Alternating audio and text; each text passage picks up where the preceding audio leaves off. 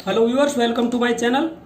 आज हम class 10th का chapter 3 pair of linear equations में एक्सरसाइज 3.6 का क्वेश्चन 1 का पार्ट 1 सोल्व करेंगे। ये हमारी लास्ट एक्सरसाइज है। हमने बाकी जो 5 एक्सरसाइज पढ़ी हैं उनमें 3.1 में पढ़ा था एल्जेब्रिक एंड ग्राफिकल रिप्रेजेंटेशन, 3.2 में पढ़ा था graphical solution, consistent inconsistent. Exercise 3.3 में पढ़ा था सब्स्टिट्यूशन मेथड अर्थात प्रतिस्थापन विधि से सवालों को सोल्व करना। एक्सरसाइज 3.4 में हमने पढ़ा था विलोपन विधि अर्थात एलिमिनेशन मेथड से सवालों को सोल्व करना। 3.5 में हमने पढ़ा था वज्र गुणन विधि अर्थात क्रॉस मल्टीप्लिकेशन मेथड से सवालों को सोल्व करना। अब ये हमारी लास्ट एक्सरसाइज है। इसमें हम कौन सा मेथड पढ़ेंगे?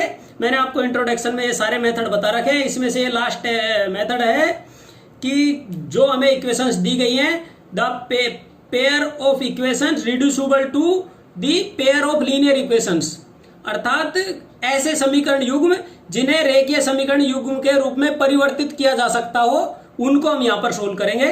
तो हमारा सवाल देखिए, हमारे सवाल में लिखा है solve the following pair of equations by reducing them to a pair of linear equation अर्थात नीचे दिए गए समीकरण युग्म को रेखीय समीकरण युग्म में परिवर्तित करके हल कीजिए। हमारी ये दो इक्वेशंस हैं, तो चलिए शुरू करते हैं। सबसे पहले इन इक्वेशंस को लिख लेते हैं। 1/2x plus 1/3y equal to 2। इसी प्रकार दूसरी इक्वेशन है 1/3x plus 1/2y equal to 13/6। ये इक्वेशंस हमारी हैं, पर इन इक्वेशंस में क्या है, ये लीनियर इक्वेशंस के रूप में नहीं है अर्थात रेखीय समीकरण के रूप में नहीं है। क्यों नहीं है? क्योंकि हमारा रेखीय समीकरण इस प्रकार का होता है ax plus B Y plus C equal to 0 है, या इस प्रकार में मिलता है हमें। इसको वो पक्षांतरण करने पर ax plus B Y constant term right side में चला जाती है माइनस सी या प्लस सी ऐसे मिल जाता है। तो इस रूप में इक्वेशंस है नहीं, क्योंकि इसमें वेरिएबल एक गुणांक में है, यहाँ पर अपोन में आ रहा है 1/, में। तो इस हिसाब से सबसे पहले हमें क्या करना है, क्वेश्चन के अकॉर्डिंग इसे रेखीय समीकरण के रूप में परिवर्तित करना है। तो कैसे करेंगे? हम इसको सबसे पहले ऐसे लिखेंगे, देखिए कोई प्रॉब्लम नहीं है। 1/2 by 1/x plus 1/3 by 1/y equal to 2 लिख सकते हैं। इसी प्रकार इसको 1/3 ब्रैकेट में 1/x प्लस 1/2 ब्रैकेट में 1/y इक्वल टू 13/6। यहां तक हम ऐसे लिख सकते हैं ना। इसको मल्टीप्लाई भी लिख सकते थे 1/2 इंटू 1/x। ये लिखने के बाद अब हम क्या करेंगे, ये 1/x को भाई इसको लीनियर इक्वेशंस में बनाना है। ax plus B Y plus C equal to 0 के रूप में लिखना है। तो हमें क्या करना पड़ेगा, इसको यदि हम ए बी या कोई भी वेरिएबल मान लेते हैं पी क्यू, तो ये ax plus B Y plus C के रूप में आ सकती है ना। तो हम यहां पर लिखेंगे, अज्यूम करेंगे, let assume 1/x equal to P and 1/y equal to Q.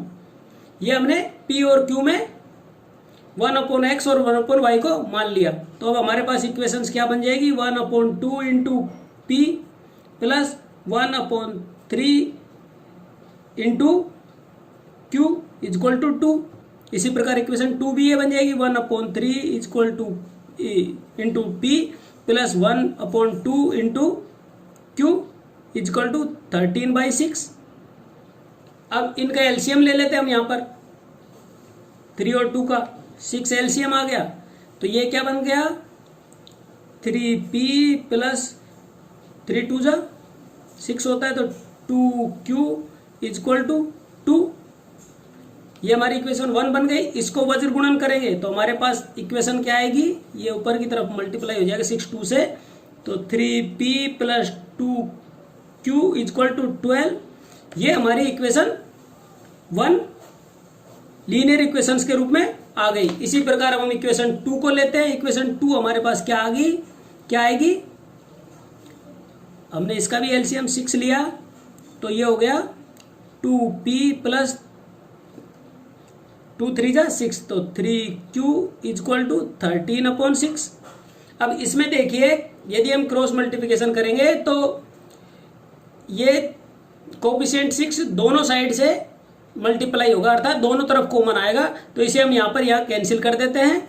तो हमारी इक्वेशन क्या आ गई, 2p + 3q equal to 13।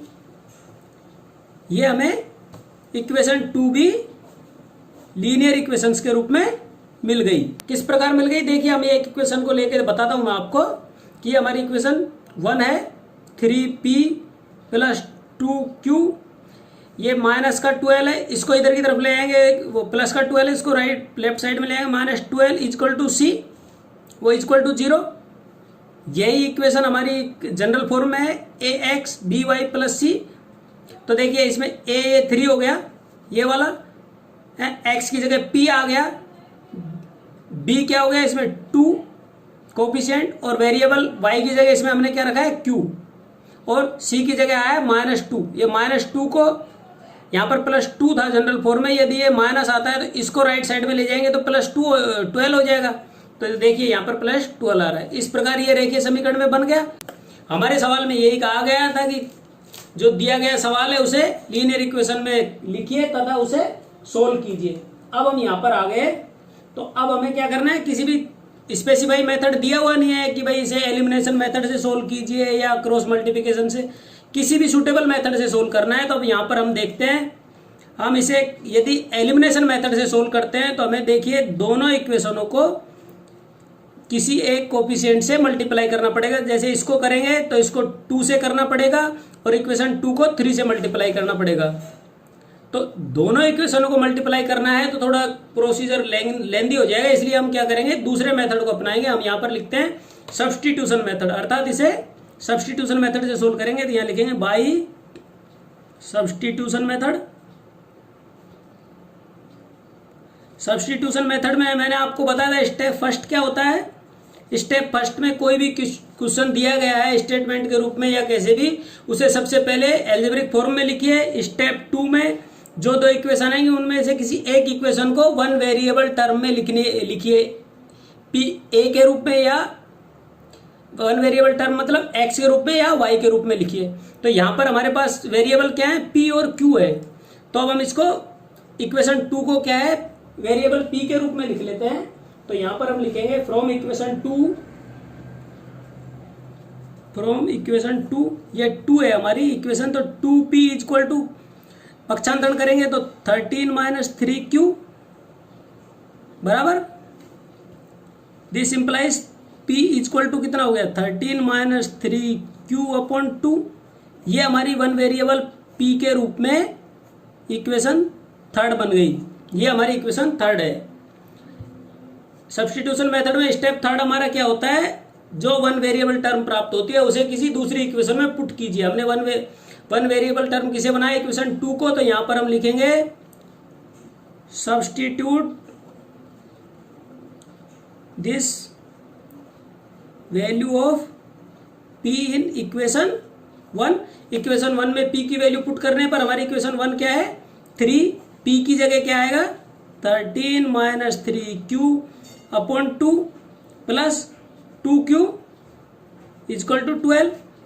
This implies 13 3 जा 39 - 3 3 जा 9q/2 plus 2q equal to 12। यहाँ पर हम क्या करते हैं, 2 एलसीएम ले लेते हैं। तो 39 - 3q plus 4q equal to 12। Cross multiplication करेंगे तो हमारे पास क्या आएगी value, this implies 39 minus, sorry ये 9q है, 9q plus 4q equal to 12 2 जा 24। तो यहाँ पे देखिए पक्षांतरण करेंगे तो 9q में से प्लस 4q गया तो आ गया -5q इक्वल टू ये 24, ये राइट साइड में चला जाएगा तो 39 माइनस में हो जाएगा। 39 माइनस में से 24 घटाएंगे तो हमारे पास आएगा -15। देन Q इजक्वल टू क्या आ गया -15 अपॉन -5, माइनस से माइनस कैंसिल हो गया, 5 3 जा 15, Q की वैल्यू हमारे पास आ गई 3। ये हमें Q की वैल्यू प्राप्त हो गई। अब स्टेप 4 में क्या करना पड़ेगा, मैं एलिमिनेशन मेथड में इस Q की वैल्यू को किसी एक इक्वेशन में पुट करना पड़ेगा। तो हम यहां पर लिखेंगे put this value of Q in equation third. Equation third में हम इसकी वैल्यू को पुट करते हैं, तो इक्वेशन थर्ड हमारे पास क्या है, P इजक्वल टू 13 - 3, Q की वैल्यू हमें क्या मिला है 3 प्राप्त हुई है, तो 3 लिख दिया अपॉन 2, सिंप्लीफाई करेंगे 13 - 9 अपॉन 2, तो हमारे पास क्या बचा -9 गया 13 में से, तो 4/2, 2 1 जा 2, 2 2 जा 4, देन P इजक्वल टू हमारे पास क्या आया 2। ये हमें P की वैल्यू प्राप्त हो गई। इस प्रकार हमने इस क्वेश्चन को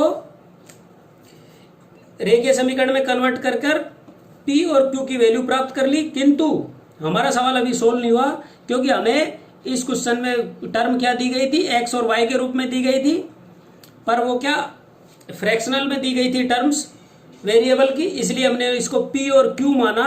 तो अब हम यहां पर क्या लिखेंगे, x और y की वैल्यू ज्ञात करने के लिए, बट वी अज्यूम, ये देखिए, but we assumed P equal to 1/x, 1/x माना हमने, यहां पे देखिए इजक्वल टू P की वैल्यू हमें क्या हुई है 2 प्राप्त हुई है, तो इसको क्रॉस मल्टीप्लिकेशन करेंगे तो हमारे पास क्या आ गया, this implies 2x equal to 1, then x equal to 1/2, ये हमें x की वैल्यू प्राप्त हो गई। ठीक इसी प्रकार हमने q को क्या अज्यूम किया था 1/y, y की वैल्यू हमें, q की वैल्यू हमें क्या प्राप्त हुई है 3, क्रॉस मल्टीप्लिकेशन करेंगे 3y equal to 1, then y equal to 1/3, y की वैल्यू हमें क्या प्राप्त हुई 1/3। इस प्रकार हमें क्वेश्चन में x और y की वैल्यू हमने प्राप्त कर ली। तो अब हम यहां पर लिखेंगे hence solution x equal to 1/2 and y equal to 1/3। इस प्रकार साथियों ये सवाल हमने सोल्व कर लिया। आशा करता हूं कि आपको अच्छे से समझ आ गया होगा। यदि अच्छे से समझ आया तो इसे एक बार लाइक और शेयर जरूर करें। Thank you.